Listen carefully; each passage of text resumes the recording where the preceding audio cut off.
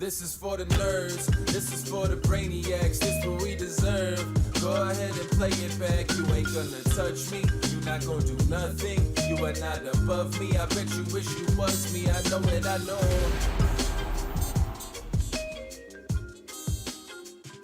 Team Airball, motherfucker!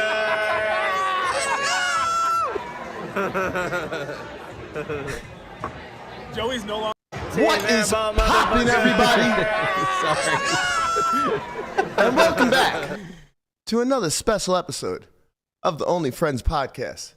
Well, you know, I'm here with the motherfucking champ. Let's go! What's poppin', champ? Team Airball, motherfucker!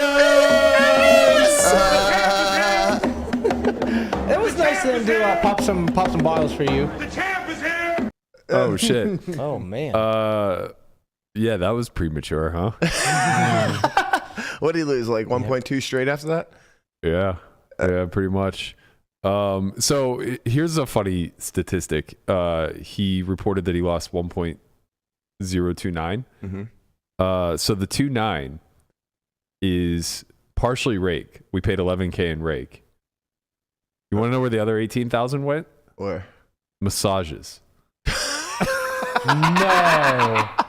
I mean, he was paying $2 a minute. So because you won exactly 1 million? Yeah. I won like $1,250,000 and I tipped the staff the $2,500 or whatever. Yeah. So like the other like 15K or so went straight to the masseuses. Okay. Which is incredible. That's a remarkable number. Yeah. Well, I mean, think about it. We're paying. we were paying $200 an hour in rake. Yeah. And he's paying $1 a minute in massage. So $2 a minute. Or sorry, $2 a minute. So he's paying $120 an hour in massage plus tip. So you know he's a generous guy. We'll say that. Hey, you know, like I said, that's good for the massage therapist for sure. I couldn't for the life of me sort it out. I was talking to Melissa yesterday. I'm like, where did it come from? I don't understand where this 29,000 is unless he's just like misreporting. A lot of green teas. Yeah, a lot of green teas. I'm just like, where the fuck is all this? Where's this 29K? And I was like, well, we paid 11K in rake, so that's part of it. Where'd the other 18K come from, or 15K come from? Like, I didn't win it. Like, I have the physical chips. I see what's in front of me. And then she's like, what about the massages? I'm like, oh my God. That's right. He literally had a masseuse the entire fucking time. He always had one the entire time? The entire time. Did he have the same one? No. I was going to say, that'd be brutal. Just massaging someone for 8 hours straight. Oh, no. It's the same one each session, but God. not for the entire duration of the match. Yeah, I was wondering if he like requested the same person. No. Yeah, I mean, so this was like really common back in the day at the World Series. Like the ballers would play like, you know, $1,500 events and just get like Ivy would just always have a masseuse. Mm-hmm. Always. Yeah, there's a few people that always for like 12 hours. Always have masseuse for the full day. Yeah, it's pretty wild. I don't even think I can get a 12-hour massage like that. That's a long. It's not even a massage. It's a pet at some point. Like they're just petting you. But like that's $1,500 a day. Hey, Andre. How did he? Hi. How did he give you the 10K for the missed day? I walked in. So he always beats me there. He gets there like half hour early or whatever. I walk in and there are just two gray 5K chips in front of my seat. I was like, oh, that's nice. It's nice not to have to ask. That is real nice just walking in and getting free money like that. Berkey, you made all the Alpha Rex proud. Let's fucking go from our boy Ryan Braun. Thanks, Ryan Braun. I'm disappointed in you, though. I have to say, I expected some Photoshop here, maybe a little Tau image with Landon cheering me on from the background. Come on, man. This was your time to shine, you know? You got to put those chops to work. We saw a lot of good Photoshops out there. There was one with us literally hovering over his grave. That one was fucking hilarious. And then they changed it and put me in with my head on a tortoise. Man, those were so good. Oh, I didn't see the one with the head on the it's tortoise. right below that one. Yeah. We're like, all right, we're going to do it. And he stuck me in there. That one came out this morning, I think. The king of LA, man. The balls on this guy. Is that self-proclaimed? I think that. Yeah, LeBron's the king of LA. I think someone needs to write self-proclaimed king of LA there. He's a fucking court jester now. Hate to break it to you, bro. Man. So it's over. It's all over. done. It's over. Over. How happy are you to keep your 70 hours? 40 hours, right? No, because then you have to study, like Yeah, that's travel. true, It's yeah. like Yeah, 70, yeah, it's like yeah. 70 hours Yeah, that he's maybe keeping more, right yeah, now. you're Like this, right. it's over a couple of weeks. So I think that's a really good question, because I think my initial response was I was disappointed. Like, I wanted to keep playing, and I immediately regretted not making the stop loss 2 million like he had begged for. Which, man, like, what that's a silly What mistake by insane- you. what like remarkable delusions of grandeur he had coming into this match. Yeah. Like, imagine that he wanted to play twice as long for twice as high of a stop loss. This, whatever. I mean, it is what it is. But knowing, like, when he came in and sat with the exact stop loss, like, I knew yesterday or Saturday could, like, be the day. It was over once you said he sat down with 350. Yeah, it was just like, if I take a leg out, like, if I get up 100K, like, you know, he's sitting with case money now. Yep. It's a very different game, right? Because like now yeah. he's not reloading. He's not Exactly. able to. He's like considering. There was a hand we played midway through the match, where he 3-bet pre. I called and it came 10-10-4 rainbow. He checked. I bet quarter. He called. Turn is the king of spades, putting king 10 of spades out. He checks. I bet pot and a half. He calls, and it's like pretty obvious that he either has a slow play 10, aces, or ace king at this point. River's like an offsuit 7, and I jam for 3x pot, and he tanked forever with what he told me was ultimately ace king, and folds. And it's like, Ugh. you really don't have a better call than that. I mean, I guess maybe ace 4 is a slightly better call, because I don't really have any king X as played, and you want to block pocket 4s. But like, outside of that and a 10, obviously a 10 can't ever fold. Ace king becomes a pretty good bluff catcher. You block my ace 10, which is like my only. You block my king 10 and ace 10, which are like the only 10s that can be jamming here. Yeah. And you know, yeah. So it ultimately ends up folding. But my point is that that was for case money. Like, that river jam for 180K was his last 180, and he wasn't going to reload. And I think that, like, there was a part of him that was pre-programmed to just like, I don't want to call it off. Right. Yeah. You know? And that's such a big part of heads up, is having bluff catchers facing polarized sizings, knowing how they're supposed to play and react, making the tough call, and then reloading every time you lose.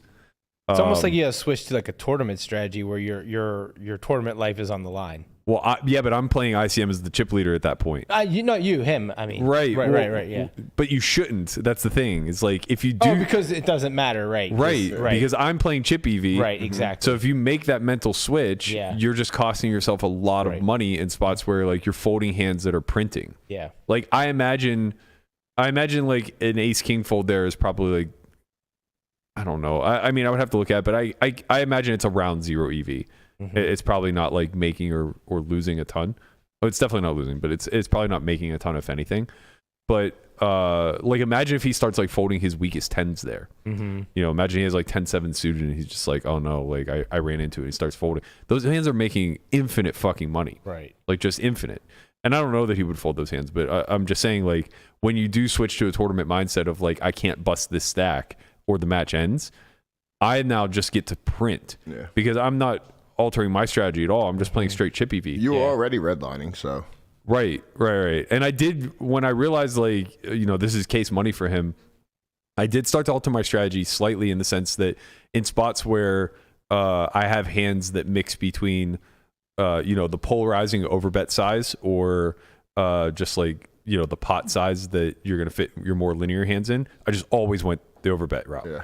Right? Because it's like, whether I'm bluffing or valuing, it doesn't matter. I'm just trying to chip closer and closer to 0 as fast as possible. Like, the final hand we played, my hand's probably pretty close on the turn, as far as like its frequencies between just playing check call versus check raise. But like, it's just pure check raise for me. Like, we're playing an all in pot here for sure. The way the hand went down was I 3-bet red 10s, I had 10 of hearts, 10 of something, not 10 of diamonds. It came 9, 8, 3, 2 hearts and a diamond. I check, he bets quarter, I call. Turn is the 10 of diamonds, now 2-tone. I check, he bets 3 quarters, and we have like 3.5 pots behind, 4 pots behind, something like that. So I check raise 3/4 pot, which is geometric here, leaving myself 3/4 of a pot behind, and he jams. And it's like, it's a tricky spot because he has all the straights. Like, he doesn't fold any of the Jack 7 suited pre. He doesn't fold any of the 6-7 suited pre. He doesn't fold any of the Queen Jack off or suited pre. So it's like he has way more straights than me. And this is a pretty reasonable spot for him to have just like c-bet quarter with that entire range of hands and then turn, a relatively nutted hand. But like, doesn't matter. Like, it doesn't matter. We're just going to play a 300K pot here because him winning doesn't even get him even for the day. Right. And me winning just like, it's over. It's over, baby. And it's like, he has sets. And as long as he has sets and 2 pairs, I have him dead, maybe a third of the time that the money goes in, maybe even more. Right. Who knows? So that was it. That was the nail in the coffin. What up, Andre? Want to go back real quick. The ace king hand, he actually showed you the ace king? No, we talked about it afterwards. He asked me about a couple of hands. Oh, okay. And he volunteered his hand first, so I believe him. You had ace 10, right? Yeah, I had ace 10 that hand. I should have thought, oh man, that was such a good opportunity to fucking lie. That's truly how, like, if you want to know the like core of who I am, like my instinct there was to immediately tell him the truth. Yeah. And it was like hours after the fact where I was like, I should have told my Queen Jack of Hearts. Like I don't like this guy, and in a situation where I could immediately add insult to injury, it didn't even fucking dawn on me. Yeah, it's like, I mean, you're gonna have a victory lap. You're gonna dunk some because I think you've earned that right. But I mean, you have somewhat of a soft side, little heart, little. I don't mean to. Yeah, but you trust do. Me. It's in there. That's what I know. Let's pour one out for all the people that took Airball at plus 170. Yeah. For all those people that took Airball at plus 170, let's pour one out for you. Let's have a moment of silence for Colpoys. Oh, Colpoys had fucking. Bro, this is the best story. This is the best story of all time. Colpoys publicly tweets that he thinks I'm a 3-1 favorite. Okay? Publicly tweets that like he thinks the correct line is minus 300. Brewer on the side reaches out to him and says like, don't do it, man. Like, Berkey's a huge dog here. He doesn't have the mental fortitude to like withstand Airball for 100 hours. Like, no way. This is all a trap. They've been working. Like, Ishan's good at heads up, all this other stuff. So Colpoys bets Airball at plus 170. Oh my. And then the next day, we're nose to nose in the Bellagio, and Brewer tweets, I want Berkey after seeing this. So this whole time, Colpoys has been on the wrong side. He's been DMing me saying, like, I don't even care. I deserve it. I wonder what the true number is now. I mean, we probably, at the time, people were just throwing out numbers, right? Nobody really knew exactly. And you even said like 170. I don't know if minus 170. I don't know if you should bet on me. Yeah, I mean, I was weighing in a lot of unknowns. Yeah, of course, there's a lot of unknowns. Well, the main unknown was I thought he would get better. He would get better, right? And the variance. I don't think you realize the gap that actually existed. So, like, what do you think the true number is now? Do you think it is the minus 300? It's very possible. Mm-hmm. I don't know if I'm plus 300 versus him, but I'm certain that he could enter this exact format versus heads up players and be minus 300 or sorry, be plus 300. Right. Like for sure. Yeah, I expected Daddy Doug to have a bigger impact, but after this past week of Airball saying like, Doug tripled the amount of hours they were putting in, and then he showed up and played the way he did. Yeah. I don't think there's any hope for this guy. Like it would take years for him to get competent heads up. He just doesn't understand theory. Like I've said it from day one. He's super exposed now in the sense of I don't think people understand how big of a whale he actually is and has always been. And this is a great indicator of it. And look, I mean, obviously I'm throwing shade and I'm having my victory lap here, but this is with no malice. Like he is genuinely very bad at poker, and it just comes from like a complete lack of understanding of theory. And that just is easily demonstrated by the fact that he wanted to play a 250 big blind minimum buy-in with an ante in a situation where like if you're not good theoretically, you're just going to get absolutely roasted at depth. Like him and Blank Check Ben running this narrative that like being deeper somehow benefits them as weaker players is batshit crazy. You know, the game tree just expands and expands. It's endless, and you just get put in ridiculous spots where like you face 300% sizings, and you have no idea what your bluff catchers are supposed to look like because you've never studied a day in your life.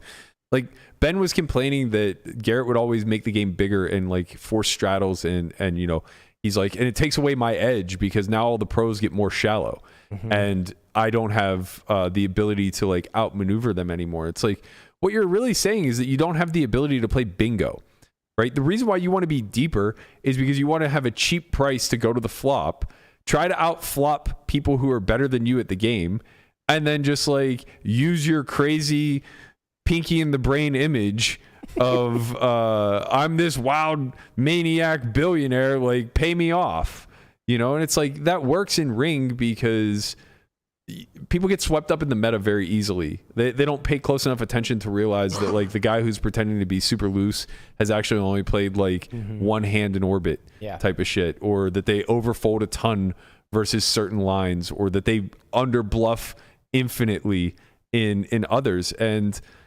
you get heads up and it's just all fucking exposed. There's nowhere to hide, and those became glaringly obvious to me after our first 2 hours together. You have to play every hand. Yeah. You have to play every and hand. well. Yeah. Bringing it back to the beginning.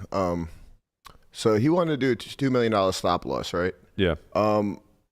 At what point would you have, like, what was your thinking then to say no to that? Like, because you weren't going to stop at 1 million if you got there, and you knew Correct. that, right? Yeah. And you knew that from the beginning. So, like, what was your thinking of not doing a $2 million stop loss? It's a very selfish one, and it's so dumb now in hindsight because I could have just structured this differently, but I didn't want to have to raise 2 million initially because then I would dilute my piece. Oh, that makes sense. That's not selfish. That's smart. No, it's so dumb because I could have done this. I could have raised it in like 500K increments. Oh, I see what you're saying. Like I could have just taken all of myself on the first 500K. Yeah. And then if I bust it, just like start to sell thereafter. Of course. What you normally do. Like Yeah. I regret so much. Like there's a lot of ways I could have had nearly 100% of myself in this match, and I had a big piece, but like I was very responsible, and I didn't need to be. Like, I'm serious. We played 58 hours of poker, and he stacked me one time. Yeah. Sure. No, I know that it was wild how he just like, the beginning of the show we showed them cheersing. And that was like the only time that he had any momentum or had any kind of even in that session he didn't stack me. Right. He won 129,000 or something like that session, but it was just like a slow bleed. Yeah. Right. Wait, was the only time that he stacked you was the royal flush over straight flush? Yeah, I mean to be fair, he won a 500K pot prior to that where he jammed 5x the pot on the river. And I called with bottom set. Yeah, you flopped a set and he went runner, nut straight. Yeah, so it left me with like 30K or something like that. Okay. And then shortly thereafter, like within the last 4 hands, I flopped a straight flush. He flopped a straight, and then backed into a royal. And that was the only time I got stacked the entire time. It sounds like, honestly, I read all the hand histories and like was watching along, obviously, and it sounds like you have more swings than the Blasio game. Yeah. Yeah, it's not even close. Well, yeah, no, I was gonna say I'm more shallow in that game, but that's not even true. Yeah, no, like it's the players are better, man. Like I don't know what to say. Like the standard deviation here was very low.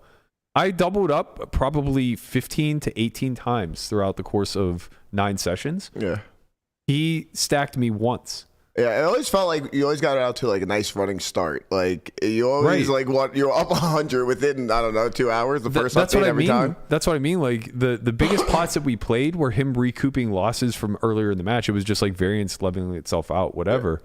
Yeah. But there was never really a point in this match where he had a bunch of momentum working in his favor. He never really. The most momentum that he was able to swing was going from minus 200K in session 2 to even, and then going from minus like 250 in session 3 to plus 100. Yeah. Like those were the biggest swings that he incurred, where I had 3 sessions where I won 300 and then 2 more sessions where I was up 300. That's 5 out of 9 sessions where he was stuck like almost 1,000 big blinds. Yeah. It's it's reckless, man. There's just never reckless. been a greater display of like lack of experience and for lack of a better term, immaturity. I mean, right? Because like I don't know how or where when it happened that he got into his head that you're just a bad player and you just can't win, and he's just gonna come after you and take you on, and he just totally disregarded the fact that you've been a pro for 20 years and you've been making money, a lot of money, playing this game for 20 years. You've been studying for 20 years, and he thought that he could just come in and just take you down. And I think it, but like it is, it shows that like he hasn't been in this game that long, and I think he just, I wonder how much his camp was encouraging that. I mean, maybe, yeah, but what you meant to say? This is a perfect display of fuck around and find out. He fucked around and he found out. Yeah, and I mean, maybe he learns a lot from this, right? Maybe he does like step back and be like, oh shit, like I got torched, I got wrecked, and he does decide to maybe step back, study, figure out what he does wrong and get better, and maybe he sticks around. I don't know. I don't think it has anything to do with this play. I think it's a big lesson for him to have, right? Like if he chooses to take this as a huge learning experience, then maybe it comes out better for him in the long run. I mean, this guy's playing LA cash games. This is not going to go any, and he's not playing heads up. Like this isn't going to go anywhere like studying wise, but like the point of like humility, like just being a normal human being. Yeah. Like and not blabbing out bullshit. I'm gonna piggyback on top of that. So I know JMO wants to play him now. Heads up. I know G-Man wants a piece of him as well. Just to be clear, I'm still first in line. This motherfucker asked to triple the stakes, and I'm in. I'm fucking in. Okay, like. So the point that I'm trying to make is, I think from this point on, I honestly don't see a world where Airball now challenges people to heads up, regardless of how much he dislikes them, especially if they're professional players. I don't know about you guys, but I love this double guapo going on. I agree with you, Guap. I don't know that this is going to be much of a learning experience. Maybe. I mean, he is posting Teddy Roosevelt's man in the arena. Honestly, it's like he didn't even. Well, I'm very confident he didn't post it. I'm 99.99999% sure Lynn posted this because this is the most Lynn thing of all time. Like, find something that has deep meaning and turn it into a banal platitude. And it came from the Airball G. Account. It's just like this could not be less appropriate. This never, ever, ever applies to the guy who talks shit, picks a fight, and then gets his ass beat. You don't become the man in the arena at that point. You become the arena that got trampled on. Like, that's just not how it works. So yeah, I mean, I from my perspective think that they're very tone deaf over there. I will say he handled the loss gracefully. Good. I had no intentions of doing anything other than quietly racking my chips and leaving, but he extended his hand, shook my hand, said good game, and congratulated me on the win. No apology. Still no apology for calling me a scammer. And I do think that doubles back to the point of I wonder how much his camp encourage this. You just scammed him out of $1 million. What do you mean he's gonna? Of course, you're a scammer. Well, like, I mean, to be fair, you've been studying since the trailer park days, so that is true. Let everybody in on the secret. Berkey's still with Lynn. This was a giant scam from the beginning, and it was all to get Airball's money. At the end of it, Lynn convinced Airball completely. Imagine. Oh, the bum. The bum that wears a backwards baseball cap that looks like a broke piece of trailer trash. Okay.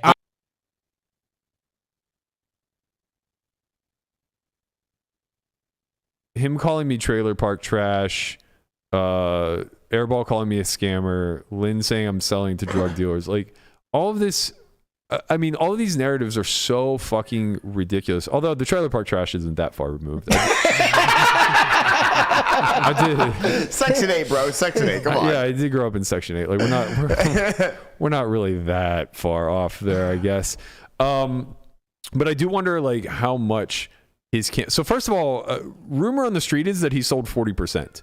And I think that had a lot to do with him stopping, right? Like I imagine he had people to answer to when it came to the $1 million stop loss, and the way like even Polk was kind of like very, casually hinting that Airball was like just absolutely getting blasted in this match and just didn't really have much of a shot. He tried to retract his "I'm on Team Airball" statement about as quickly as possible.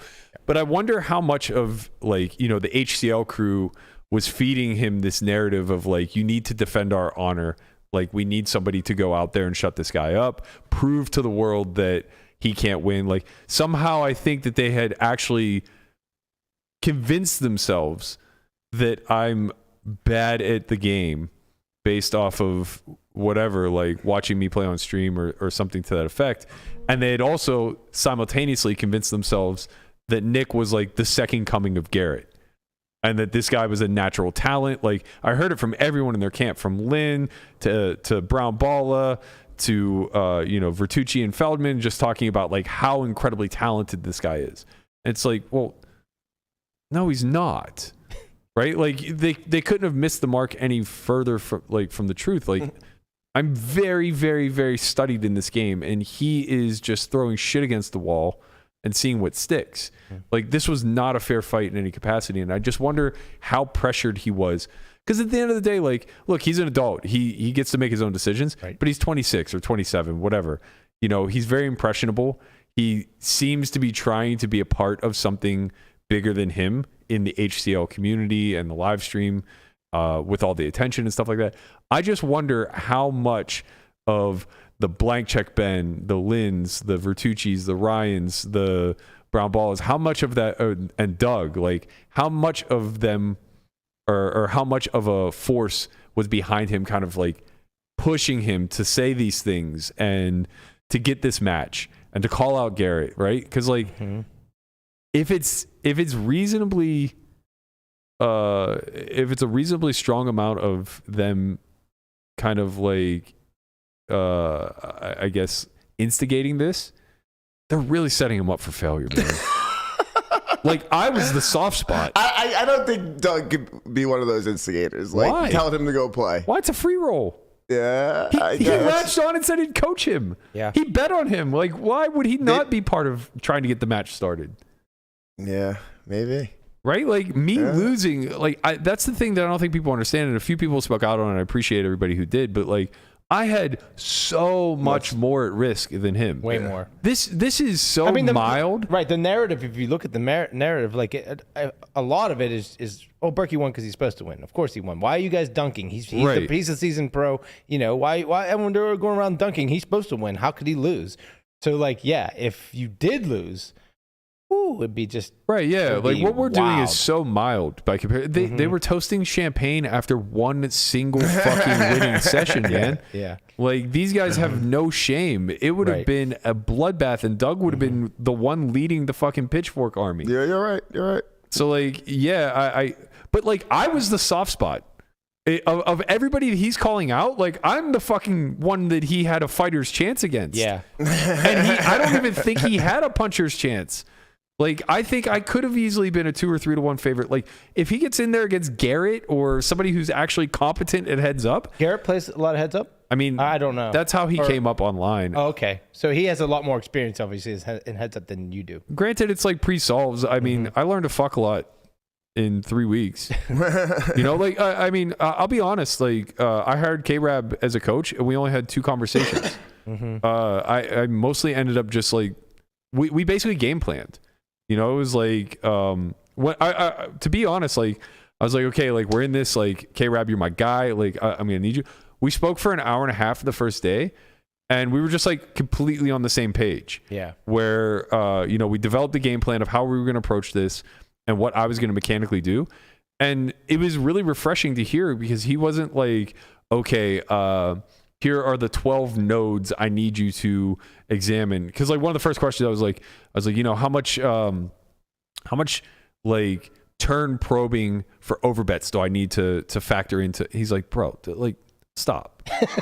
Stop. What are you doing? Yeah. He's like, you're not playing a killer. I was Right. like, okay, good. Okay, so Up like against Jason Kuhn or something. right. So it's like, okay, we're just gonna be simple about this. And he's like, yeah. He's like, you're gonna have so many exploits available to you. All you need to do is play good poker and pay attention. And I was like, okay, thanks. Well, I guess that's all the coaching I'm gonna need now. Let me go get to work. And from there, it was just day in and day out, just like me doing what I've always done in my study process. And for what it's worth, like I'm building a course on this now. Even though it's going to be centered around how I studied for Heads Up, it's going to be the blueprint for like how I just approach study as a whole. This like top down type of approach. And, it just went really well. Like shout out to those guys at Ruse. They built a fucking amazing product. Shout out to Ewan for getting me the pre-flop ranges. Once I had the ranges uploaded to Ruse, it was just go in and get to work, man. Run the trainer, study some different flop scenarios, figure out what your c-bet strategy is going to be, figure out how you're going to handle turns in and out of position, and just get to work. Like get your bet sizing matrices down, understand the mechanics of the game, and then when you're in there real time, just start asking yourself the questions that you always do. Who has advantage here? Like, is this a big bet spot or not? Like, there's a theoretical approach that you just take. And if you understand all that stuff and you're playing someone who doesn't, they're fucked. They're just fucked, man. And that's just very simply put where we found ourselves. Honestly, the most prep that I did over the course of this was working with Elliot.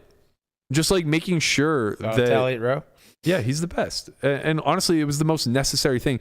I truly think that I would have had similar results if I didn't put any effort whatsoever into studying Heads Up No Limit Hold'em, but just truly worked with Elliot. And I'm not like trying to overplay his service because that's not necessarily what I'm getting at, but more so there was so much hoopla and noise and social pressure and all this kind of background that's taking place where I'm putting my reputation on the line. I'm trying to demonstrate that like somehow I'm 20 years in and I have to like demonstrate that I'm competent at a game that I've been making a living at for 2 decades. Like, I mean, you had it all on the line here. You had literally everything on the line here. Like outside of money, like which I'm sure you had a pretty hefty bet on that. But like he had my job on the line. Like he literally had everything on the line here. Like if you lose to Airball, you are a laughing stock for fucking years, and like Doug gets the fucking run all over that with that. Yeah, and it's like we did the variance calcs. Like even we have no idea what the win rate is or the standard deviation, but like I'm supposed to lose, I lose $1 million like somewhere between 1% and 3% of the time, and I'm supposed to lose the match like somewhere around. Again, it depends on the win rate, but somewhere around like 20 to 25% of the time. Yep. So it's like that was a real outcome, but that's why I'm putting such a big emphasis on having worked with Elliot, because I can't tell you just like how even keeled I was throughout all of this. I mean, all anybody has to know is watching you on High Stakes Poker, that the live stream, and like how you just kept your composure the entire time when all this craziness was going on around you. I mean that. And I'm not exaggerating. The great work that Elliot does. I'm not exaggerating. There was no part of me during that 7-hour session that was like repressing something. There was no like burning in my stomach where like I just wanted to knock somebody. That's what I'm saying. It was just fucking noise, man. Yeah. I want to talk a little bit about that dynamic because you're the guy that's supposed to win, right? You're the guy who's been in the game for 20 years. Last week I saw an interview with Giannis. Sorry, I don't know basketball very well. Yeah, I'm not even going to try. But he had a really eloquent answer, and I think it parallels a little bit to the situation that you were playing these last couple of weekends about failure. So I'm going to show you the clip here. I think it kind of speaks for itself. Do you view this season as a failure? Oh my God. You asked me the same question last year, Eric. Okay. Do you get the promotion every year on your job? No, right? So every year you work is a failure. Yes or no? No. Every year you work towards something, towards a goal, right? Which is to get a promotion, to be able to take care of your family, to be able, I don't know, provide a house for them or take care of your parents. You work towards a goal. It's not a failure. It's steps to success. Michael Jordan played 15 years, won 6 championships. The other 9 years was a failure? That's what you're telling me? No, I'm asking you a question. Yes or no? Okay, exactly. So why are you asking me that question? It's a wrong question. There's no failure in sports. So my knee-jerk reaction to this was, wow, this is really well put, especially considering English is not this guy's first language. But then the more I thought about it, like the inner sportsman in me, if you will, like it's okay to say, hey, you know what? I did fuck up. I was the guy that was supposed to win here. Maybe there's something I could have done better. Obviously in team sports, it's a little different when you got other people on the court. But when you think about things like boxing or tennis or MMA, I think you can say, hey, you know what? Maybe this was a failure. So my question is this: if you would have lost this match, how would you have looked at it? I mean, we all understand that variance is super high in heads-up poker. Yeah. But how would you have taken this? It would have been really hard for me not to call it a failure, just because like I have so little respect for his game. But I think Giannis makes a good point, and he said it very eloquently and put like a lot of emotion behind it. But what he's truly speaking to is like nobody understands the math. Nobody understands variance in a nutshell, right? Like Jordan's the greatest to have ever done it. He won 6 out of 15 seasons. You could never in a million years call the other 9 failures, right? You would just look at them individually and say like, well, how did he perform? And like that would be the measurement of like his career and his ability and everything else. You could do the same thing with the heads up match, but we can't because it's live, right? But if I lose and I'm able to get a hold of a graph and see that I ran, 20 buy-ins below EV, then it's really easy to not consider it a failure, because what else could you have done? Like if the cards were reversed, the same outcome would have occurred for you. We can't see the graphs or anything like that, but I'm quite confident, having seen Showdown and knowing what my hands are, that if the cards were reversed, I would not be down $1 million. Like, I don't know what I would be down. Do you feel like you did run above expectation? I mean, I do feel that way, but beating him in such dramatic fashion, such fashion. Right, yeah. It's really hard not to think that like I ran above EV. I'm sure I did, but I have no idea what his card distribution looks like. Exactly. Right? Yeah. I can only see it from one side. I know from watching how you are over the weeks that how well like trained you were mentally for this, because like there was a bunch of bullshit going on the internet and stuff, and I told a couple people, I was like, if you can bet Berkey, bet him. It was like 2 weeks in, I was like, just bet him. He's locked in, and like I know that you were working with Elliot. That makes a lot of sense. Yeah. I mean, I felt good. Yeah, no, like, I definitely felt good. I started to actually look forward to playing too once it was clear that he wasn't going to talk, because that just made my life so much easier. Like Elliot and I were prepping to like deal with like verbal warfare during all this. But us being able to just go in there and stay silent was so fucking pleasant. I bet. I think the only time I spoke to him was whenever he took the 30-minute delay, because I asked him to move his big chips to the front or whatever. And when we finally got the cards back in the air, I was just motherfucking him so hard, because he was taking like a minute and a half, 2 minutes between decisions. And I was just sitting there calling him a coward and just reminding him that like he called me a scammer and wanted this match, and now all of a sudden he's trying to slow it down. And I reminded him that he took 2 weeks off for being fake sick so that he could get better, and he still sucks. I mean, I was just letting him fucking have it, and he pretended that his headphones were on so loud that he couldn't hear me. You, but he heard you. He heard me. He for sure heard me. I didn't know any of that was going on. Yeah, I didn't really mention it. No. While I was fucking steamed, man. I was steamed because I thought that like at that point we were like 40 hours in, and he was winning like I think he was up 30K, or maybe it was the session after where he was down like 100 or something like that. But either way, it was like relatively close, and I thought he was trying to just like burn the clock. And oh no, that's right. I was up like 300. And I was texting the group saying like, Phil, you have to negotiate a buyout. I'm not doing this for another 65 hours. Yeah. Like I can't possibly play this slow. What's going on? Oh, Chauncey, come on, bro.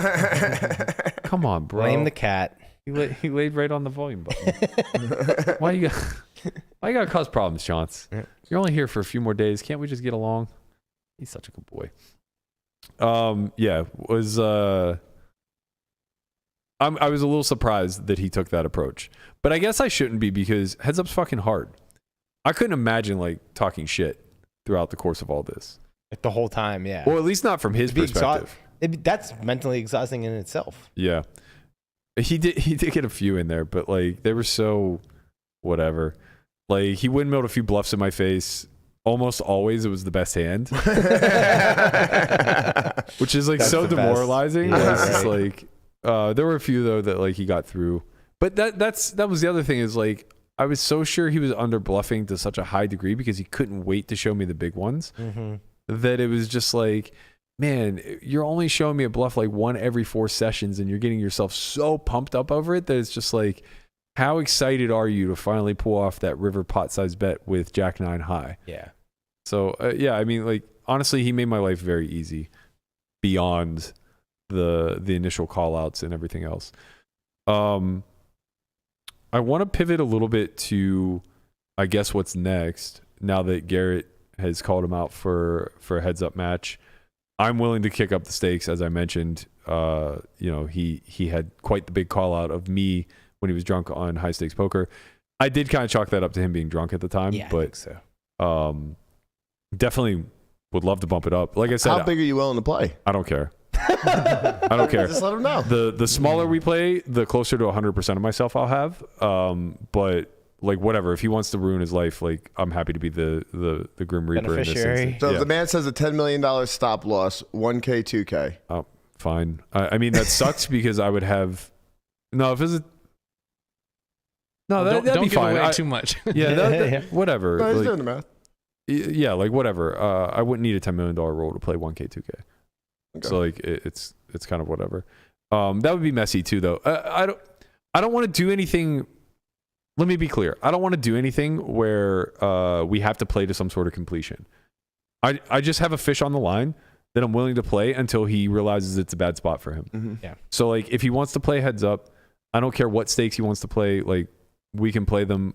It's not going to be this structured. We have to play 100 hours at this exact time. Just like we'll play. Right. Yeah. And if you want to hit and run me, you can hit and run me. If you don't want to hit and run me and you want to get your head kicked in, you can sit around and get your head kicked in. Yeah. Whenever you get tired, we can quit. We'll go to bed and we can resume anytime you like. And there's just 10K penalties. Yeah, no penalties, no pressure to play, no minimum, no like buyouts or anything along those lines. Like whatever, man. If you want to play for 30 minutes or 30 days, we can play. Well, so let me ask you something. Can you give the people what they want now? What, a stream? And give them a heads up stream. Maybe, yeah. Like I would play a session on stream, but I don't think it's. I truly think not streaming this was the right choice. No, I agree with you, 110%. Yeah, like for sure. It built up so much Twitter stuff as well. Like nobody needed to see this. I feel very confident that a stream would be disappointing to people. Yeah, because I think that they would see, like, there's still some allure to Nick, and as much as I dislike him, I think that is worth protecting, for the industry's sake as well as like for his own sake. I think that if he actually got on stream and played a 7-hour heads up match or whatever, that allure would just be crushed. Yeah. You would just see a guy get absolutely fucking steamrolled for, the better part of 300 or 400 hands. And even the viewing audience that like may not be very studied at heads up or anything along those lines would just kind of be deflated. Yeah. Right. Heads up poker is not fun to watch. Very boring. It's really not. Like I sat through so many hours of Daniel and Doug, and it's just, when you're seeing the bottom third of the deck versus the bottom third of the deck, there isn't a whole lot of fireworks going on. You're just kind of sitting around waiting for that 1 in 100 hand that happens every few hours where stacks are threatened and a big pot will be played. But what I think would actually be best is if we did a stream and it was edited down rather than live. Mm-hmm. I think that's the best version of heads up poker. Yeah, for sure. Right. A highlight reel type. Because there's just so many hands that are just like raise and fold. Yeah. There's nothing really happening. And the audience can be like lulled to sleep almost. Right. At a point. Yeah. Yeah. I think that would be the best version. I would be happy to do that with him. Are you going to film 10 hours? Are you going to continue to run heads up solves and take on any other customers? I don't think so. No. I truly don't have much interest. You want to get back in the ring? Yeah. The actual ring. I see what you did there. Yep. Yeah, I don't think heads up is my niche. The incentives just aren't there because like becoming a killer at it kind of hurts you more than helps you. And it really does not help like your ability in full ring. Makes you so spewy, man. Like so many hands that are not playable become, and I'm already towing that line. You're like, wait, I gotta put these ranges aside and get back to the I'm admittedly already a few pips too wide Yeah. in pretty much every spot in ring. Right. And I do it in a way, or I've built a strategy in a way where I think I'm getting away with it pretty well. I can't be 5 pips too wide. Like I can't keep looking at King Deuce like I just got dealt the nuts. Like, yo, King Deuce of Spades is a sexy hand, man. You know, it's like I'm the guy who's like still fighting for the people who want to fold ace deuce suited in middle position. It's like, what the fuck is wrong with you? You know, I can't take it to the next level where it's just like, okay, any suited 9 gap hand that contains a Broadway card, we're just in there. 10-3 suited, Jack 3 suited, let's go. Well, yeah, like I have a new affinity for 10-6. Like these hands are just really good, you know. So yeah, I think it was a great. I hate to give them thanks because that's not fair with the way that this whole thing came to be. I don't appreciate like the way that I was called out, but I will say I have a newfound excitement for the process, or a newfound confidence in the process, I should say, of the way that I've always approached the game and the time and energy that I've put into creating training content and everything else. I think for a lot of my career, it kind of lacked validation because my peer group isn't doing the same thing, right? Like live mid to high stake guys aren't really on that grind. And the online guys are so far ahead of it that we're not really peers either. Like they're just in a different arena, you know? So I think for a long time, it was just kind of like, continually building out this methodology that is taking a baseline theoretical approach and then figuring out like where all the ins and outs of exploits are, and just knowing that you're really upping your bottom line in those areas. It's difficult in ring because they're so widely available and they vary so much person to person, and truly the best players in the live sphere are going to be good at being able to understand that like, oh, versus player A, that's an absolute fold, versus player B, that's an absolute high five, get it in. And in theory, it's just a 0 EV hand, right? But you just play A and B exploitatively different, and it's never a 0 EV hand. That was never really validated because there's no data, there's no peer review, there's nothing like that. Studying for heads up, like the validation came immediately. It was so obvious. Like I could just communicate back to the team immediately. Like, okay, I think he's imbalanced here, and here. And we're going to lean heavy into exploiting those. And then we did. And it printed, you know? And it's like, okay, that was really easy to confirm based off of what we've seen at Showdown, based off of the way the match is going. And of course, like there's still going to be variance involved there, but like you don't need 100% confidence, right? You just need like reasonable confidence to continually do it. And we just kind of like never took our foot off his neck. It was nice. Yeah. I think overall it makes me feel a lot more confident in the process we built in building content in my game moving forward and stuff like that. But I have no interest in getting to a level that like even Daniel got to. Like, forget about Doug, but like even to the degree that Daniel got good at heads up, like doesn't really interest me. Did you say you want to play Daniel heads up for rolls? No. I think that's what I heard. I think that's what we heard. That's I would play a friendly match versus Daniel just to test my chops and see like how far away, because by all accounts everybody said he got to be very good, like, you know, a top tier heads up player by the end. Breaking news: Matt Berkey calls out Daniel Negreanu to play heads up. We probably wouldn't even be able to agree on stakes that were worth it to him. Right. because I wouldn't want to risk play a lot of 10-20 or no, but I would play like 50-100. Yeah. But yeah, I mean, you know, it's one of those things where it probably doesn't really matter to either one of us all that much. It would just be a lot less shit talking, I think. Yeah, I like it. I heard Galfon was looking for a heads-up challenge. Galfon would be interesting too, actually, because he doesn't really play a lot of No Limit. Again, I think I'm a dog in both of those matches, like a pretty sizable one. But it's also just like a waste of everybody's time. That's the problem, because even though we all like have profiles, it doesn't draw in the same eyeballs because there's no conflict. Right. Right. And me as the underdog certainly doesn't want to start a conflict with either of them because like I don't gain anything. Right. You know, maybe if there's a spot of some sort that like I just need to get good enough to beat. But I think Landon's out of heads up. Yeah, that's true. Yeah, I guess I could just play Landon at this point. There you go. Maybe I can get him to spot me like 3 or 4 bigs 100 at least. I think he's retired. I don't know. He is in the MTT streets these days. Man, are we like now? This is all behind us. This is all over. Moving forward. We got the series. It's WSOP time, baby. It is WSOP time. Woo-hoo! Guess what? I just finished my package. Oh yeah? I'm putting it out there. I'm playing 13 events, like 26 bullets. If you would like a piece of, let's go. If you like a piece of the tortoise, I'm gonna tweet it out now, and you can take a look and DM me if you want a little sweat.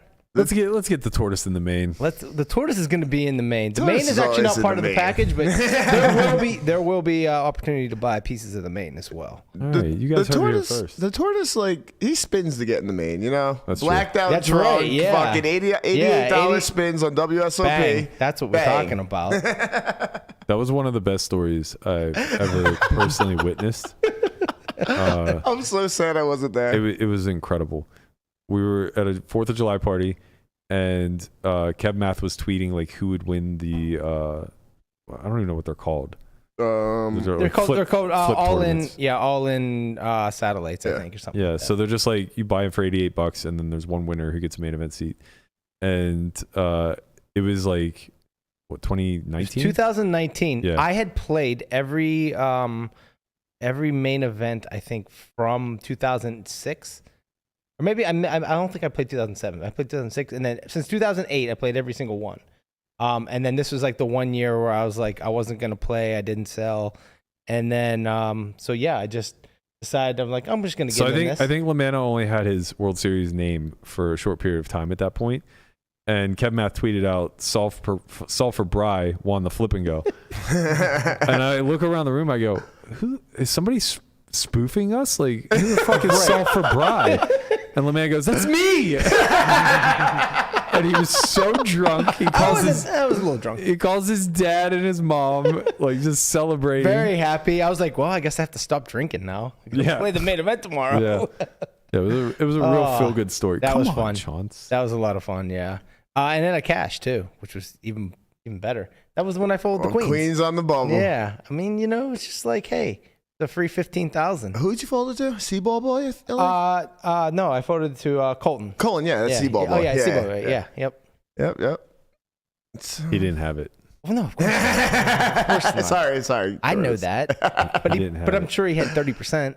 Yeah. Well, the good news is you can get yourself prepared for the WSOP with an academy in 2 weeks. Come on, Chauncey. Jeez, man, these nails. We have a few seats remaining. Lamanna might be taking one of them. May 24th somebody else to run graphics to the 27th.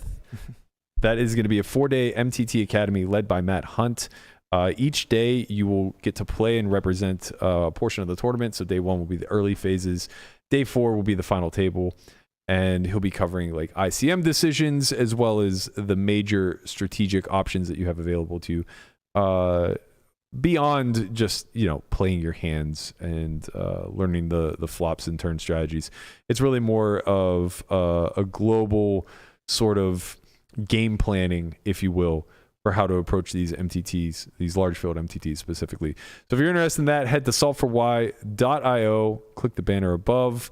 That'll take you to the MTT Academy page. It give you a lot more information. You can sign up there. Man, I can't wait. What about I can't wait for that. I can't sick wait for day everything. promo? Are we still doing that? We are. Listen. No, I said it ended when the match ended, but the manager here. Listen, I set the expiration date to May 30th, and I'm not changing it. He's not changing it. So you know guys what? have a couple more weeks. That's Take right. advantage of the sick day promo. Don't worry, Berkey. You can afford it now. Fair.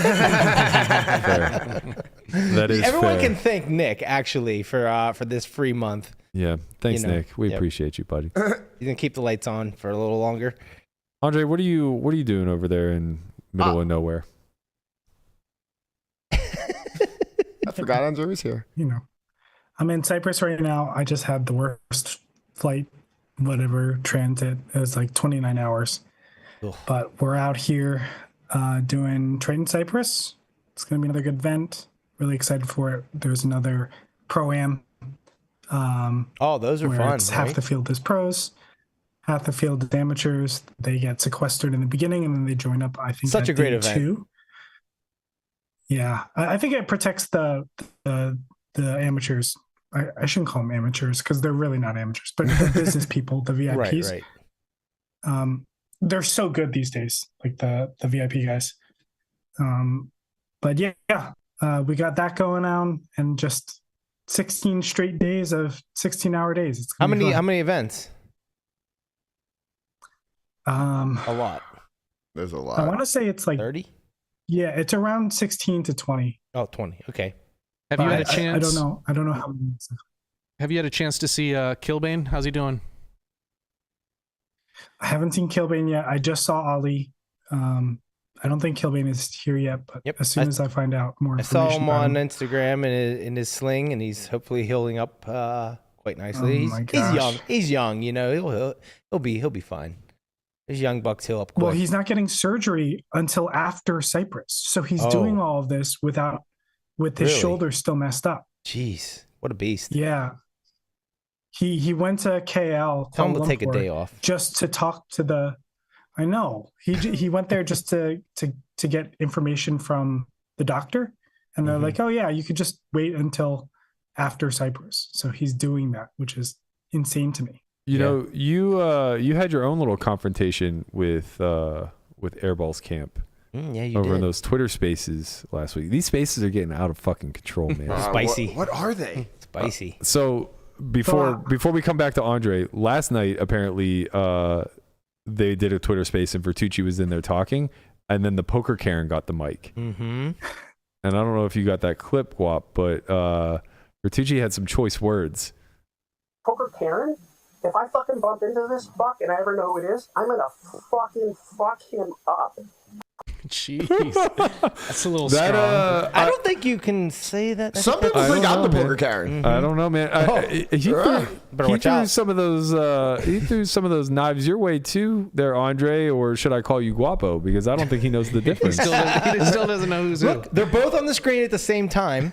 Right, there's Andre. Well, yep. Oh no, we can't actually have them both on. There's Andre. Yep. There's Andre. Guapo. There's Guapo. See, two different people. Guapo Two different people. controls our graphics and whatnot. Right. Andre runs production all the way over in the Triton events. Right.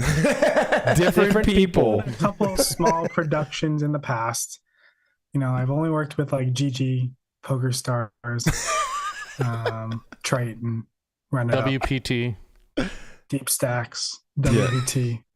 So like a lot of startups. It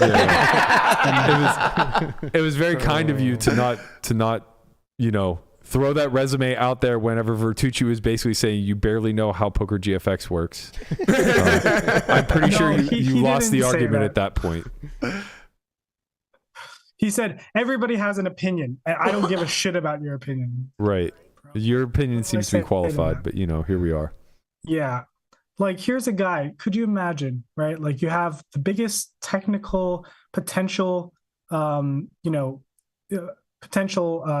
cheat to rock the world in the poker community, and you still choose to be tech illiterate afterwards. You're just like, I'm not going to figure out anything that could have gone wrong with my system. I'm just going to...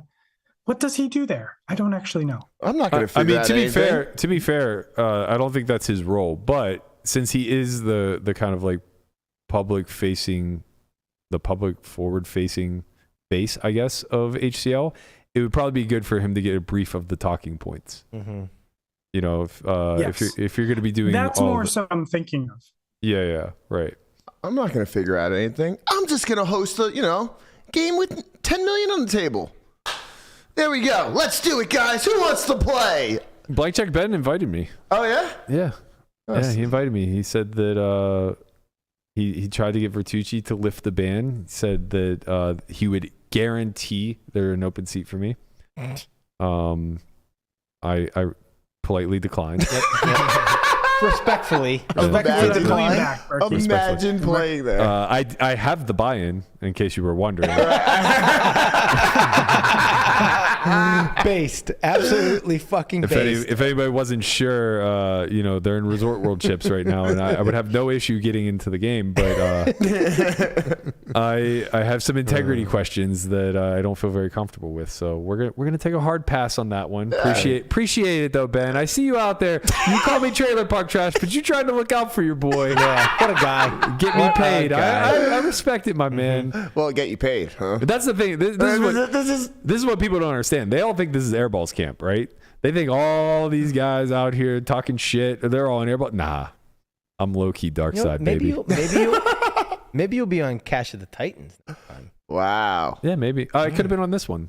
I know. They only gave me 6 hours to get the money. It was too hard. Yeah. No, just keep those resorts chips in a box until next year. But yeah, I'm low key dark side. Me and Blank Check, we're like this. He's just out there looking out for your boy, trying to get me in all the soft spots. Yep. Me and Vertucci, low key besties on the side. That's why he's coming at Andre. Try to get a little bit more drama stirred up. Told Andre he was gonna kick his little jujitsu ass. Oh no! No, he didn't say that. He didn't say he was gonna beat me up, but he did call me jujitsu boy, which makes me feel maybe he knows the difference between me and Guapo, or maybe he just thinks all minorities look the same.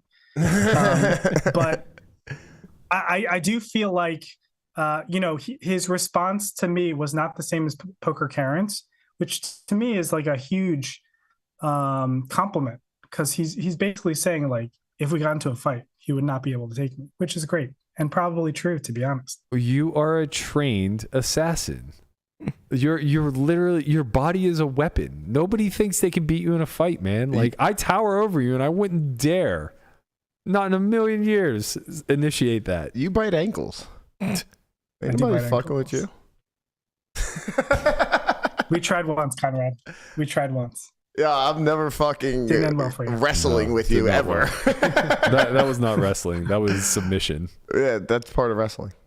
Looked like a kinky sex thing to me. That's why I was scared at first. I was like, Jesus, get away from me, Andre. What's your perspective, I guess, watching all this from the outside, Andre? Well, which one? The Poker Karen or you? The match, I guess. Yeah, I mean, I had a really different vantage point. Obviously, I see everything that's going on in our chat, so I get to see a very intimate view. But it was, to me, it was just like a swarm of bullies just coming up against you, and took a stand finally. And I think that it was beautiful to watch. Really, like, it was the true hero's journey of all of this, because I've known you and I've wanted you to fight back for so long, but you were most probably correct in waiting off, because nobody gives a shit about like these small little defenses here and there when whether it's Doug or Airball or Vertucci comes at you, or whoever it's going to be. But it had to build to this momentum. And what was nice is just everybody was unanimous in seeing how you've been treated over the years, and everybody made it very public.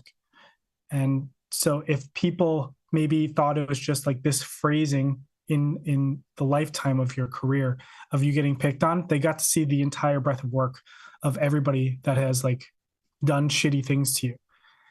And I think that's really important, because context matters. And that's one thing that you've always pushed for, the nuance and the context of everything. And everybody got to see the huge breadth of work of what, I don't want to say shitty people, but like some people that, I don't know, that aren't the best hearted. I think this community. I think that's I think that segues well into like the space that Doug hosted, where he went on a pretty long rant about how the reason that he has bad blood with me is because I attacked his business, which is so disingenuous. Like, he started attacking me 5.5, 6 years ago, and the podcast we did about the lodge was 8 months ago, which, you know, I don't know even what he takes issue with in regards to that podcast. I've watched it back 3 times now. I've publicly tweeted out timestamps of everything that he held complaints on. And I'm really proud of the work that we did with that pod. I think that it was very accurate for a conversation that needs to be had with regards to unregulated poker markets. Sorry, there was one thing that the whole thing that I think that at the time was incorrect, and that he like started blacking about, which was the no peak option. They just added that. Yes, but that's why I feel like that's where the attack came from. Oh, I don't know why, because they just added it. So if I said it 8 months ago, it was true. They didn't have it on 8 months ago. So I don't really know what the fuck we're talking about, other than being spin doctor and changing the narrative. Oh, of course. But I think what's like more critical to take out of that is that he claims he ruined Fernando J. Nandez over him trying to attack his business and steal customers. He claims that he's justified in these, you know, heavy-handed attacks versus me because I'm threatening his business and he'll do anything to protect them, yada, yada, yada. If you look back over the last 6 years, he's done nothing but personally attack those who are in competition with him. Yeah. Myself being at the forefront, right? It's like we've been maybe not a direct competitor because they've always been bigger, but we're in the same space. And he made no bones about taking every single cheap shot he could to disavow me as being a credible source in this community of any level of information, be it strategy or otherwise, right? Yep. So I do think that like this past week and a half of a lot more people speaking out and us getting to have some public discourse with regards to the way Doug has run his business has been really important. And even though he was able to kind of manufacture his own space on his own turf where, you know, he largely dictated the narrative and controlled the conversation. You know, when we were speaking, he kept trying to like back me into a singular point that he could defend himself on. And it was clear that like whenever I said, okay, let's talk about Fernando, he immediately like goes to what I can only imagine was a pre-written statement of like what he had to say about Jay Nandez, because the tone of his voice immediately shifted and it went to a cadence that was very clear that he was reading off of screen, right?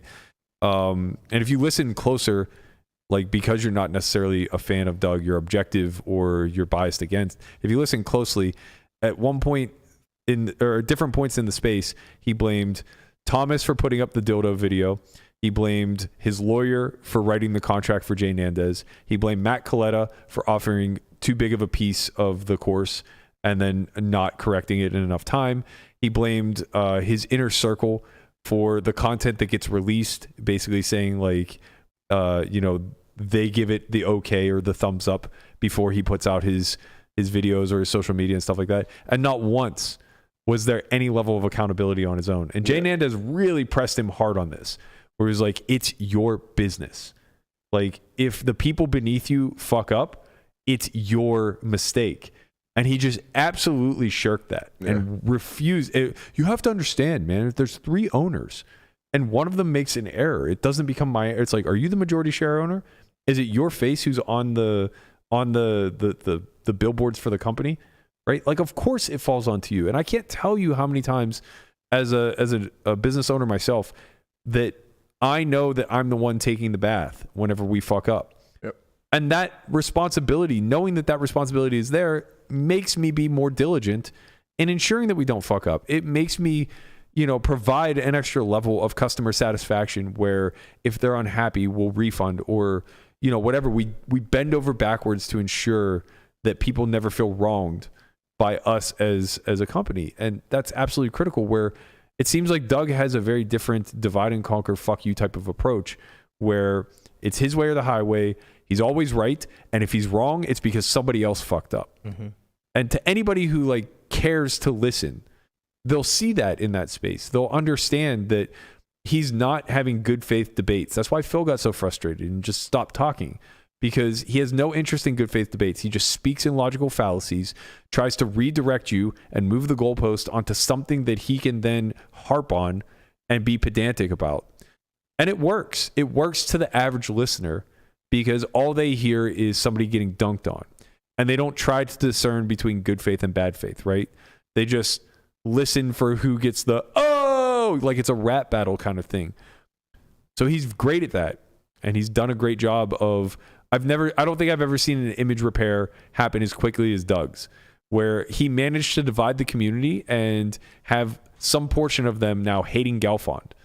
When Galfond wrote probably one of the most powerful pieces that I've seen in a long time, not just turning the ire on Doug, but basically using Doug as an example of this like level of bully culture or lack of business ethics where your entire strategy is to just tear down competition rather than, you know, be a part of a cooperative community. And I know it got misconstrued because I don't think either myself or Phil communicated it very well, what we were speaking about when we said, you know, it's just understood amongst the community that Doug is a cruel person. We weren't trying to make it sound like there's some in-group, out-group. It was more so that the general consensus amongst our peers, because we feel we have peers, is that Doug is an asshole, right? Doug doesn't necessarily have peers because he's no longer in the online arena who were formerly his peers. He's no longer dominating that space. I'm sure a lot of those guys still look up to him, but I'm sure that a lot of those guys also know that he's not competing there any longer. And he was never in the live arena in a meaningful way. And when he tries to insert himself now in that live arena, he's not just going to walk in there with respect. You know, people who are much inferior to him at poker are not just by default going to give the guy who made a takedown video about them or their friend or someone in their peer circle automatic respect, right? It's going to be quite the opposite. He's going to take a lot of shit and he's not going to be welcomed with open arms, if at all. So sure, you'll see him pop on Poker Go every now and again because he has a big brand to leverage. You'll see him on a few streams here and there. I'm sure him and HCL will continue to work together. You're never going to hear about Doug Polk grinding out, you know, 200, 400 to 2K, 4K, 100 sessions a year, right? But like that's literally the thing I've done for the last decade that he criticizes. And that was the whole point I was trying to make, is that the things that you criticize me for and the people that you are slandering as a byproduct are all of the arena that we're competing in that eventually you're going to have to target, because you're outgrowing, or you're aging out of at least, the former arena that was propping you up. And I think that, like, you know, this is the first step in a fall from grace that we're going to see. And maybe I'm wrong. Maybe I'm greatly overestimating how low of tolerance we're going to have for this type of behavior moving forward. Maybe I'm wrong in estimating that Doug's not going to change, right? From my perspective, I don't think anything's going to change. I think we're going to see status quo. I think I'm as direct in his crosshairs as I've ever been. And I think like people deserve a reminder that this is a 6-year-long one-way feud where, much like Daniel, we didn't clap back. Mm-hmm. You know, we made one response video that was self-deprecating. Yeah. And that was it. And there was very little, if any, clapback outside of like some back and forth on Twitter where Chin was like really, you know, trying to defend me and willing to pick a fight. But beyond that, like, it's kind of nothing. And he's done a good job. I said it sarcastically, but like in the last year and a half, he's really put himself, he's gotten out over his skis more than ever, right? With the Sports Illustrated cover debate, with the coin flex rugging, where they go insolvent and a high percentage of the people that Doug had, you know, shilled this product to likely lost a bunch of money. And now leading into this airball debacle, right? Like he hitched his wagon to another loser. It's he's being humanized. You know, he's not perfect any longer. And I think just he had a part to play in this, right? Like not only did he instigate it, but he also trained the person that was supposed to compete against you and beat you. The other thing I just want to mention that that was really obvious to me with this whole Galfond situation was that his defense against Galfond is, hey, you're doing the very thing that you're accusing me of doing, right? So it's like, I don't feel good, right? And you're doing what I do to everybody else. Right.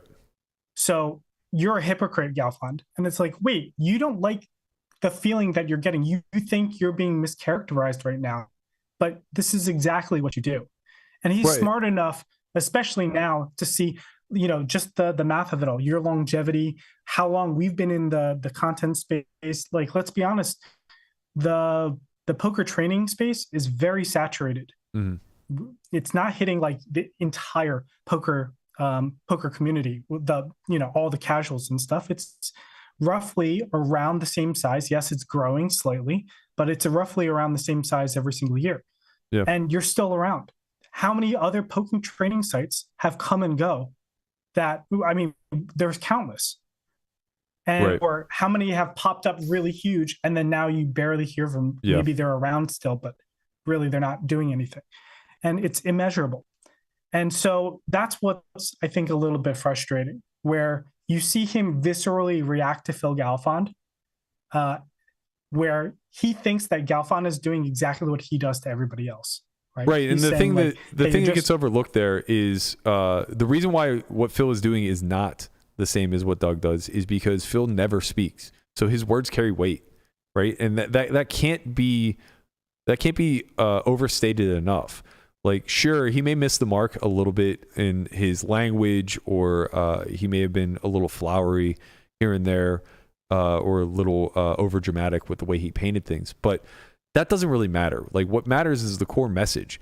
And, basically it's like, this has been going on long enough. And now the guy who deserves as much leeway as we can humanly offer whenever he speaks is finally speaking out in a specific way. So it's like, he's not bullying Doug. I know Doug spun this narrative and he did a great job of like finding a way that that like people could actually gravitate towards. But this wasn't done with malice. It wasn't done with anything other than to draw attention to the fact that, like, hey, you guys have been partaking in this as well as the audience. Like, you've been a part of this. You've been laughing along. You've been clicking the button. And you've been dragging the people that he turns his sights on. So, like, let's not forget that we're all complicit. And he was even taking on as saying, like, I'm also complicit in the way that I remained silent. I think all of that's, like, really worth pointing out and getting past the bullshit spin job that Doug's trying to put on it, where it's like, no, it's the popular take right now to come after me. It's like, well, it's popular because it's fucking true. And there are a lot of people that are sharing the same sentiments, you know? And I want to address one would ever bat an eye. Sorry. Go ahead. Oh, I was going to say, I want to address one comment. I'll go, then you go. Somebody said, why not just move on, worry about your own brand, no need to attempt to cancel somebody, point has been made. I'm not trying to cancel Doug first and foremost, but secondly, he's now attacking our business. So I don't understand why he gets some sort of free pass to defend his business at all costs, where we're expected to just continually take the high road. It's like, those days are gone. Like the Airball match, the Doug bullshit that's getting dragged out in public, like the high road doesn't get you anywhere, man. You just have to counterpunch. I'll never be the one to throw the first punch, but like in this day and age, like we have to be prepared to just counterpunch over and over. I mean, if you see some of my tweets, I've been going after Nick, obviously, but like, if Nick just was like, hey, I think I'm better than you and I want to play you heads up and let's play. And then that was it. I wouldn't be out here like, dunking on him and all this stuff and doing these things. But like, he called you a scammer. He said Sulfur Y is a scam. It's a bit, and I take that personally, right? Because I work for this company. So like, when you make it personal, when you attack somebody's business and you do that, then yeah, you're gonna have people come down on you when things don't go your way. 100%. What were you gonna say, Andre? No, I forgot. Damn it. That's on me, man. That's on me. My bad. All right. Well, hopefully it comes to you in the next 5 minutes, but if not, we're going to be doing a... I remember. There Sorry. it is. People wouldn't bat an eye. Like Foxen came out with the whole RTA thing and Ali's scumbag. People wouldn't bat an eye that, other people believe that Ali, cheated and have evidence or whatnot. We don't call them bandwagoners. We don't call them like, oh, you're just saying what's popular right now. You're just talking about, our podcast was just trying to get views because Ali right now is very popular. Shitting on Ali is very popular. It's like, no, we have to cover exactly what's going on. Right. And if anything, what Foxen does is lets the cat out of the bag and let him be the first person to kind of like break the news.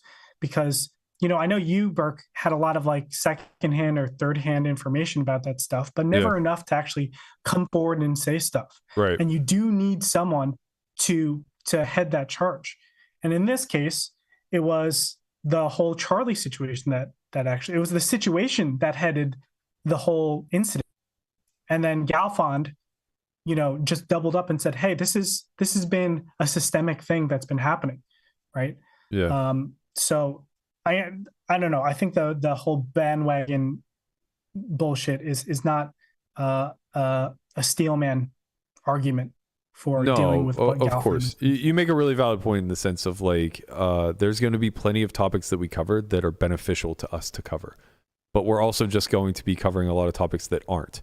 And in both regards, it's just a byproduct of the show that we've built, right? Like the easiest way to test the barometer of like, if it's an authentic piece worth covering or not, tune into Twitter Space.